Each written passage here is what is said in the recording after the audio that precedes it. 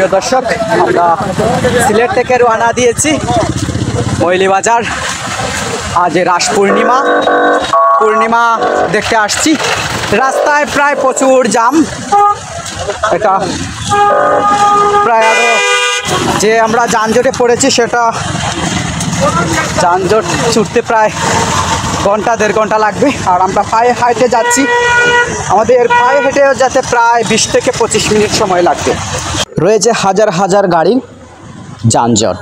সেই যানজট পেরিয়ে যাব আমাদের আজকের গন্তব্যে। আমাদের আজকের গন্তব্য হচ্ছে সিলেট থেকে আসছি আমরা মৌলভীবাজারে।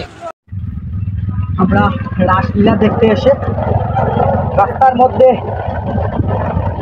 অর্ধেক পথ আসছি। আসার পরে অনেক পরিমাণ বৃষ্টি আসছে। সেই বৃষ্টিতে ভিজতে ভিজতে একটি টমটমের হাওলা নিয়েছি, কিন্তু এখন পর্যন্ত রাস দেখতে আমরা যেতে পারিনি।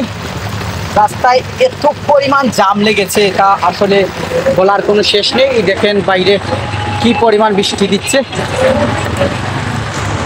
এরকম আমার মতো অনেক হাজার হাজার ভক্তরা সেই বৃষ্টিতে ভিজে যাচ্ছে। আর যারা আশ্রয় নিয়েছে তো ঠিক আছে, আশপাশে আশ্রয় অনেকে নিয়েছে।